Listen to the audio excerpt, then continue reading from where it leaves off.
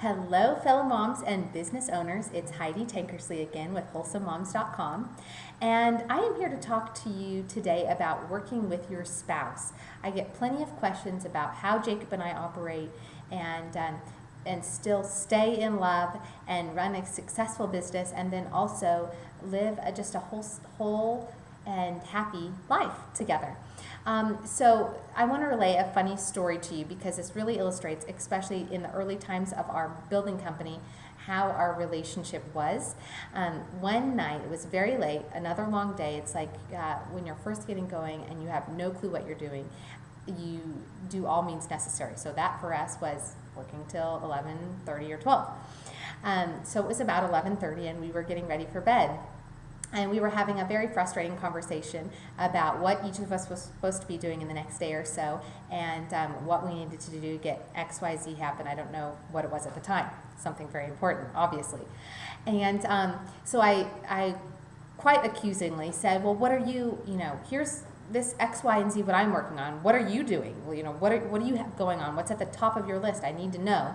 And really you do need to know so that you're not, especially in early stages, doing what the other person's doing. And so his response was, I'm doing a lot. A lot. I think he just said a lot. And I said, I'm doing a lot too. But what is at the top of your priority list? Can you just tell me what's at the top of your priority list so I can know? And he goes, Heidi, a lot. And I said, Jacob, I'm doing a lot too. But what are you doing to advance our business? And he goes, a lot. And then finally it hit me that he was making sense because we had been looking for a lot to build a house on for our first initial spec house. And so it all it came flooding in at once. We realized, well, I realized what he was saying, and we were able to laugh about it, luckily. And I think that's where a big catch is. A lot of people can't laugh.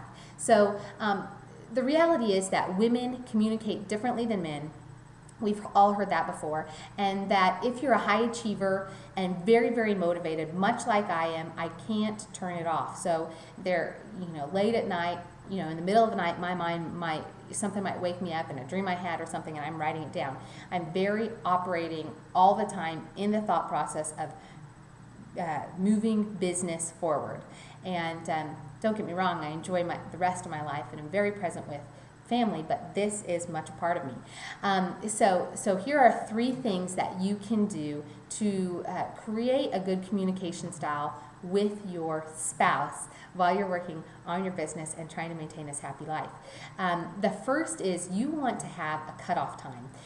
Sometime, whether you say it's 7 p.m., and for a while we used the term yellow submarine, that if Jacob said yellow submarine, this was time, he was done talking about business. Don't be offended. That was code for don't be offended. I'm totally done. Now, I fail miserably at this, and we don't really do this because we talk about business a lot. But nonetheless, it's very healthy and very necessary to have a cutoff time and just make it family time at some point in your night.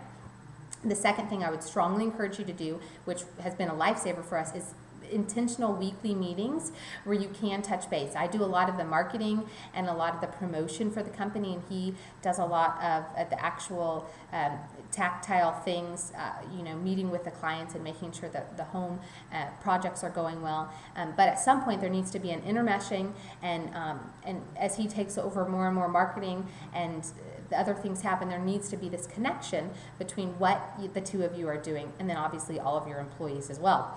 But if you're the business owners, you've got to have direction. And then the third thing I would recommend and suggest to you is that realize you are both in it together. And sometimes when just nothing else works, if we can just take a step back and say, oh my gosh, we're actually on the same team. We are headed in the same direction, and even if we're butting heads right at this very minute, we both know we have each other's best interests in mind. We love each other very much, and our eventual goal and the finish line is the same. So it neutralizes. It neutralizes if you're in a very intense conversation, just to know that. So I hope this was helpful for you, and if it was, please like it. For more information and other tips, visit WholesomeMoms.com. Thanks a lot. Bye-bye.